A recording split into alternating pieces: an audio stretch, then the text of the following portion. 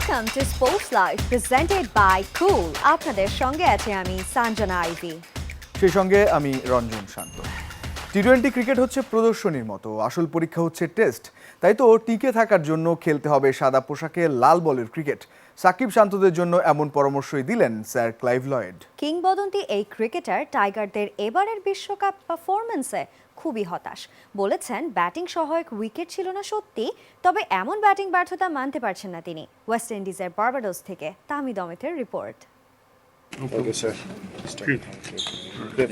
ফ্রেমে যে মানুষটাকে দেখতে পাচ্ছেন তিনি স্যার ক্লাইভ লয়েড, যিনি 3 বিশ্বকাপে ওয়েস্ট ইন্ডিজের অধিনায়কত্ব করে জিতিয়েছিলেন দুটাতেই। 1975 সালে ক্যারিবিয়ানদের প্রথম বিশ্বকাপটা এসেছিল তার নেতৃত্বেই। ফাইনালে তার মহাকাব্যিক 102 রানের ইনিংসটা কেই বা ভুলতে পারে। 9 বছর অধিনায়কত্ব, অবসর কিংবা নির্বাচক হিসেবে সে উইন্ডিজকে 2016 বিশ্বকাপ জিততে দেখা, আবার স্বর্ণালী ক্যারিবিয়ান যুগ শেষে দেখেছেন ডুবতে থাকা সূর্যটাও। তাই তো জীবনের চড়াই উতরাই তার ভালোই জানা। তার কাছে প্রশ্ন, কেনিয়া জিম্বাবুয়ের মতো দলগুলো কেনই বা হারিয়ে যাচ্ছে, আর বাংলাদেশই বা কেন পারছে না বিশ্ব ক্রিকেটে। বাংলাদেশ ভালো পারফর্ম করতে পারেনি, তবে করা উচিত ছিল। তাদের বেশ কজন ভালো ক্রিকেটার আছে, যেভাবে পারফর্ম করছে সেটা সত্যিই হতাশার। একটা টেস্ট খেলুড়ে দেশ হিসেবে তাদের কাছে সবাই আরো ভালো কিছু আশা করে। কিন্তু চারদিকে তো টি-20 ক্রিকেটের রাজত্ব, ফ্র্যাঞ্চাইজি ক্রিকেটের ব্যস্ততায় ফিকে হচ্ছে জাতীয় দলের জার্সিতে খেলার গর্বটাও। এমন অবস্থায় কি করার আছে বোর্ডগুলোর, তাও জানিয়ে দিলেন ক্লাইভ লয়েড। আমার সাজেশন টেস্ট খেলা, বেশি বেশি 2 বা 3 ম্যাচ না খেলে 5 টেস্ট খেলতে হবে। 12,000 মাইল পেরিয়ে অস্ট্রেলিয়া গিয়ে ওয়েস্ট ইন্ডিজ মাত্র 2টা টেস্ট খেলেছে। এটা ননসেন্স। শুধু বড় দল নয়, সবার জন্য একই কথা। বসে সিদ্ধান্ত নিতে হবে কিভাবে ক্রিকেট খেলতে চান। আমি টি-20কে দেখি প্রদর্শনী হিসেবে, টেস্ট ক্রিকেট পরীক্ষা। শান্ত লিটনরা জাপান, সে আধুনিক প্রযুক্তি কিংবা বিশাল কোচিং বহরের কিছুই ছিল না ক্লাইভ লয়েডদের সময়। এরপরও কিভাবে পেয়েছিলেন সাফল্য, সে গল্পটাও জানাচ্ছিলেন বিখ্যাত খ্যাত এই ক্রিকেটার।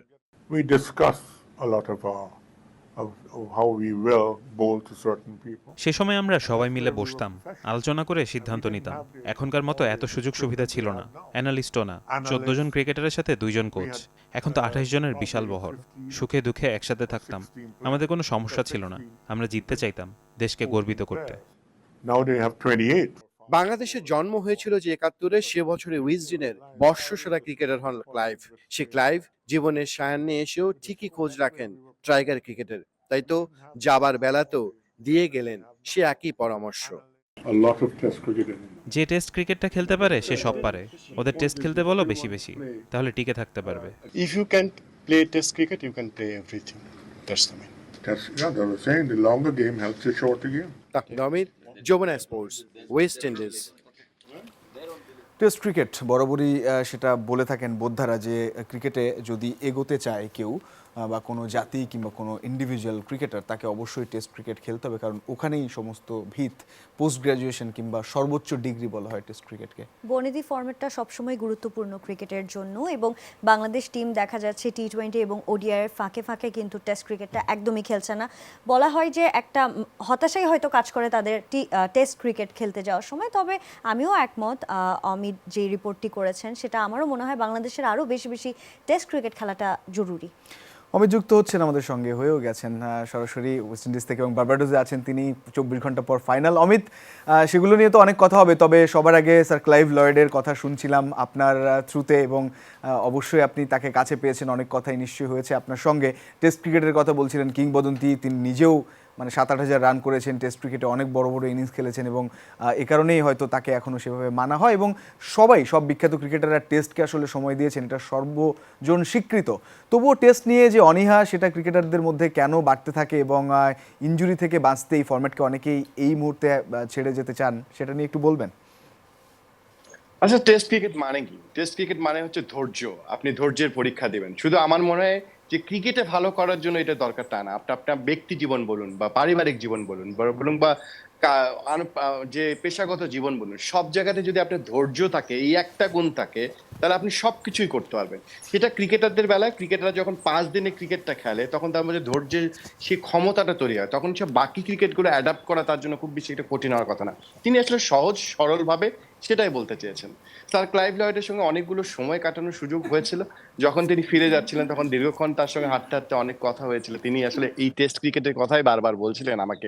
দেখবেন ম্যাচ রিপোর্টটা যদি যেত, ম্যাচ রিপোর্টে একটা আসলে পিটিসি ছিল আমার একটা, সেটা হচ্ছে ক্লাইভ লয়েডের সঙ্গে আমার মানে সেলফি মুড অন করেছিলাম আমি ভিডিওতে।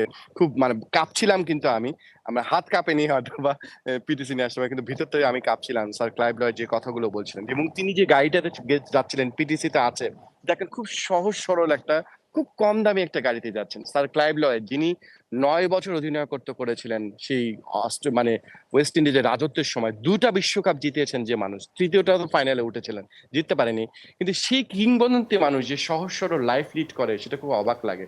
সেটাও এক ধরনের ধৈর্যের, ওই মানুষটার মধ্যে যে ধৈর্য আছে, ক্রিকেটের প্রতি যে ভালোবাসা আছে, প্যাশন আছে, সেটা খুব দরকার। আপনি যে ফরম্যাটে বাংলাদেশের ক্রিকেটারদের জন্য এগুলো আসলে লার্নিং, আমি জানি তারা জানবেও না, শিখতেও চাইবে না, জানতেও চাইবে না, সেই সংকটটা আছে। আমি অনেকগুলো রিপোর্টে বলেছিলাম আপনাকে রঞ্জন, যে কমফোর্ট জোন থেকে ক্রিকেটাররা বেরোতে চায় না এখানে। ক্রিকেট মানেই এখন একটা বড় বাড়ি গাড়ি, সম্ভবত সবাই, পুরো সমাজ ব্যবস্থা যেরকম, ক্রিকেটাররাও সেরকম। একেবারেই। আমরা আরো কথা বলতে চাই অমিত আপনার সঙ্গে, তবে বাংলাদেশ দল দেশে ফিরেছে সেই ব্যাপারে একটা প্রতিবেদন তো আছেই, প্রতিবেদনটা দেখে আবারও ফিরছি।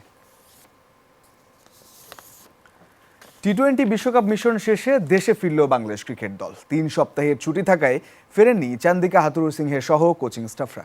যুক্তরাষ্ট্রের ছুটি কাটাচ্ছেন লিটন দাস ও সৌম্য সরকার। তবে দল ফেরার আগের দিন বৃহস্পতিবার সবার আগে ঢাকায় ফিরেছেন সাকিব আল হাসান। বিশ্বকাপ মিশন শেষে শুক্রবার সকাল 9:09 ঢাকায় ফিরেছে বাংলাদেশ ক্রিকেট দল। জয়ের হিসেবে বাংলাদেশ সফলতম বিশ্বকাপ মিশন শেষ করেছে যুক্তরাষ্ট্র আর ক্যারিবিয়ান অঞ্চলের এবারের আসরে। কিন্তু মাঠে বাংলাদেশ দলের পারফরমেন্স মন জয় করতে পারেনি।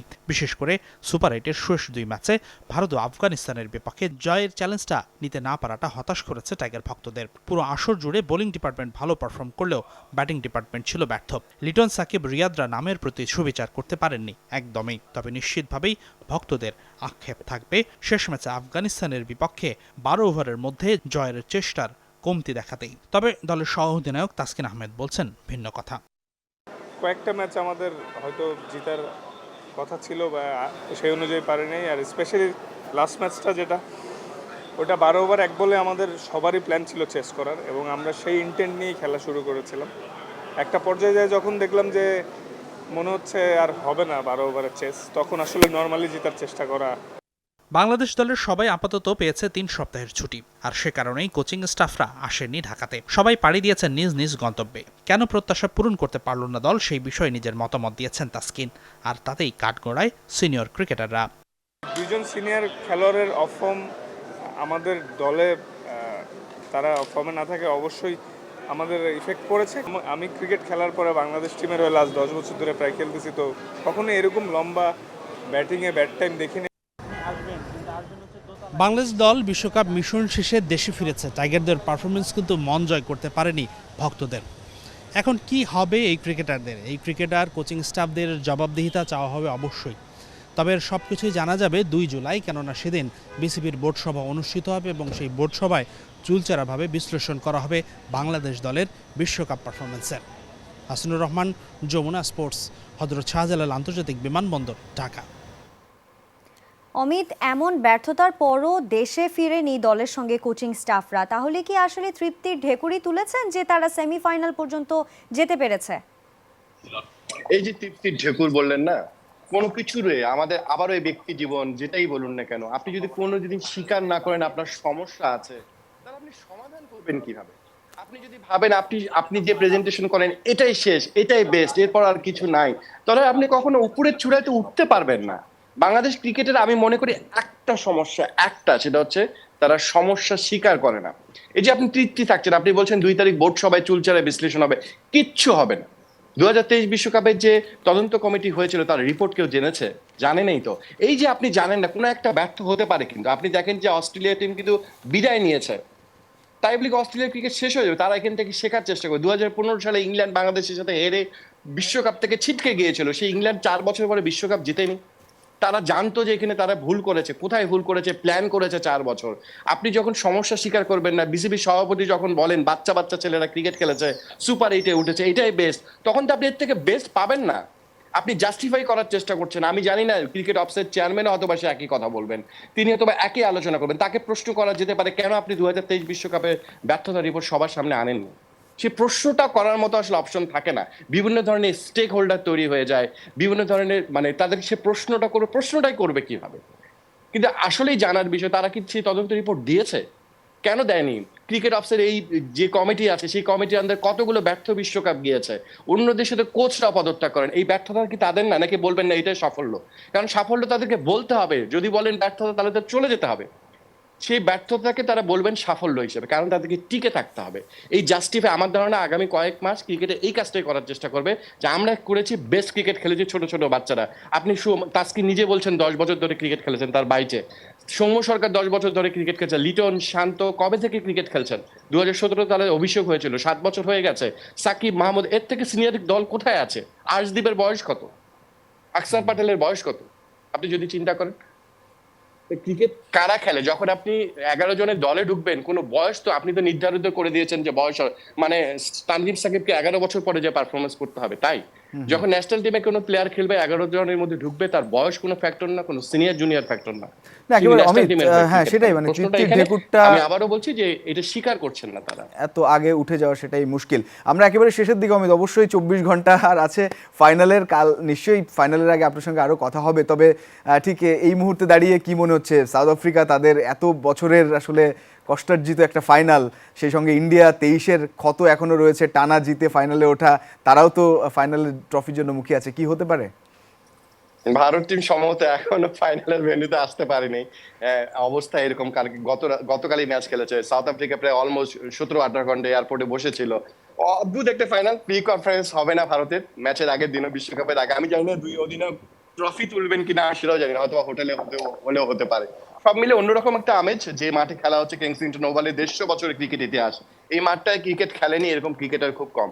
সব মিলে নিশ্চয়ই সাউথ আফ্রিকা নিজেদেরকে রাঙিয়ে তুলতে চাইবে, এত বড় সুযোগ তাদের আসছে। এইডেন মার্ক্রাম, রাবাদারা কিন্তু 2014 বিশ্বকাপ জিতিয়েছিলেন, যুব বিশ্বকাপ। তারা নিশ্চয়ই চাইবেন একটা বড় বিশ্বকাপ জিততে। একই সঙ্গে বলি, ভারতের এই টিমটা কতদিন ধরে চেষ্টা করছে, সেই ফাইনালে উঠছে, পাচ্ছে না। দুই দলের সমীকরণ, দুই দলেই অন্যরকম রোমাঞ্চে থাকবে। নিশ্চয়ই এক উপভোগ্য ফাইনাল হবে, নিশ্চয়ই আমরা সেটা চাইবো।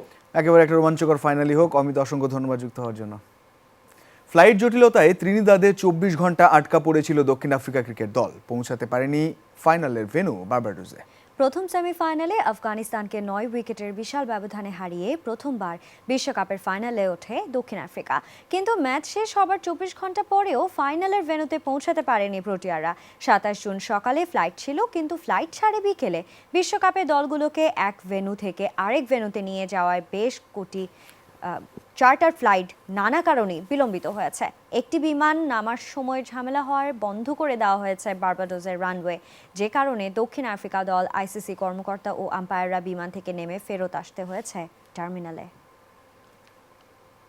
দুঃস্বপ্নের মতো এক বিশ্বকাপ কাটাচ্ছেন ভারতের রান মেশিন বিরাট কোহলি। টি-20 বিশ্বকাপের ইতিহাসে সর্বোচ্চ রানের মালিক হয়েও গড়েছেন লজ্জার রেকর্ড। টুর্নামেন্টে ওপেনারদের মধ্যে এ যাবৎকালের তৃতীয় সর্বনিম্ন গড় কোহলির, যে তালিকায় আছে 3 বাংলাদেশের নামও।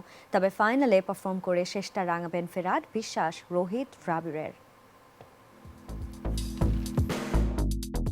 টি-20 বিশ্বকাপের ইতিহাসে সবচেয়ে বেশি রান তার নামের পাশে। চলতি আসরের আগে এই ফরম্যাটের বিশ্বমঞ্চে 25 ইনিংসে ব্যাট করতে নেমে 14টিতে হাঁকিয়েছিলেন 50। গড় ছিল প্রায় 82। মেলবোর্ন থেকে মোহালি বোলারদের শাসন করেছেন কিং কোহলি। তবে এবারের আসরে একের পর এক ব্যর্থ হয়ে মাথা নিচু করে সাজঘরে যাওয়ার ছবিটাই যেন প্রতীকী ভারতের ব্যাটিং জিনিয়াসের। ব্যাট হাতে সাফল্যে ভরা আইপিএল কাটিয়ে এবারের বিশ্বকাপ খেলতে এসেছিলেন কোহলি। রয়্যাল চ্যালেঞ্জার্স বেঙ্গালুরুর হয়ে 15 ইনিংসে 550 আর 1 সেঞ্চুরিতে আসরের সর্বোচ্চ 741 রান আসে তার ব্যাটে। অথচ এবারের বিশ্বকাপে এখন পর্যন্ত 7 ম্যাচে ওপেনিং করে 2 অঙ্কের ঘরে পৌঁছেছেন মাত্র 2 বার। বাংলাদেশের বিপক্ষে 37 ও আফগানিস্তানের বিপক্ষে 24 ছাড়া কোহলির স্কোর 1-4-0-0-9। আগের 4 বিশ্বকাপে 2 অঙ্ক ছোঁয়ার আগে বিরাট আউট হয়েছিলেন মাত্র 2 বার। এবার 7 ইনিংসেই 5 বার থেমেছেন 10 রানের আগে, যার আঁচ লেগেছে কোহলির সামগ্রিক পরিসংখ্যানেও। যদিও কোহলির সামর্থ্য বা চেষ্টা নিয়ে কোনো সংশয় নেই অধিনায়ক রোহিতের। দলকে ফাইনালে তুলে রোহিত জানিয়েছেন, এখন পর্যন্ত ব্যর্থতায় ঘেরা বিশ্বকাপের শেষটা হয়তো সাফল্যে রাঙাবেন বিরাট। দেখুন, বিরাট একজন উঁচু মানের ক্রিকেটার। যে কোনো সময় এই অবস্থার মধ্য দিয়ে যেতে পারে যে কেউই। আমরা তার জাতটা জানি এবং বড় ম্যাচে তার গুরুত্বটাও বুঝি। 15 বছর ক্রিকেট খেলার পর ফর্ম কখনো ক্রিকেটারের পরিচায়ক নয়। তাকে দেখে ভালো মনে হচ্ছে, সম্ভবত ফাইনালের জন্য নিজেকে জমিয়ে রেখেছে। ইংল্যান্ডের বিপক্ষে সেমিফাইনাল ম্যাচে 9 বলে 9 রান করে রিস্টপলের বলে বোল্ড হন কোহলি। সবশেষ 11 ইনিংসের একটিতেও ছুঁতে পারেননি 50-এর ঘর। ড্রেসিং রুমে অবশ্য কোচ দ্রাবিড়ের সান্ত্বনা পেয়েছেন বিরাট। সেমিতে জয়ের পর কোহলির পক্ষেই ব্যাট ধরেছেন রাহুল দ্রাবিড়। বিরাটকে আপনারা জানেন, ঝুঁকিপূর্ণ ক্রিকেট খেললে সবসময় সফল হওয়া যায় না। যেমন সে একটি ছক্কা মারার পর ভেবেছিলাম ম্যাচের গতি প্রকৃতি হয়তো ঠিক করে দেবে, কিন্তু তার দুর্ভাগ্য বলটি একটু সিমের উপর মুভমেন্ট করে। তবে ইন্টেন্ট ভালো লেগেছে। এমন কিছু বলতে চাই না যাতে হিতে বিপরীত হয়, তবে আমার মনে হয় বড় কিছু আসছে। টি-20 বিশ্বকাপে প্রথমবার ওপেনার হিসেবে খেলতে নেমে এরই মধ্যে লজ্জার রেকর্ড করেছেন কোহলি। টুর্নামেন্টে কমপক্ষে 5 ইনিংস ওপেনার হিসেবে খেলা ব্যাটারদের তালিকায় তৃতীয় সর্বনিম্ন গড় বিরাটের। 5 জনের এই তালিকায় বিরাটের পরেই আছেন বাংলাদেশের 2 তামিম। দ্বিতীয় অবস্থানে জিম্বাবুয়ের ওসলে মাদভেরে, আর বিশ্বকাপের ইতিহাসে সবচেয়ে কম গড় নিয়ে সৌম্য আছেন শীর্ষে। রঞ্জন শান্ত, যমুনা স্পোর্টস। এই ছিল আজকে স্পোর্টস লাইভে। এতক্ষণ সঙ্গে থাকার জন্য সবাইকে ধন্যবাদ। আল্লাহ হাফেজ।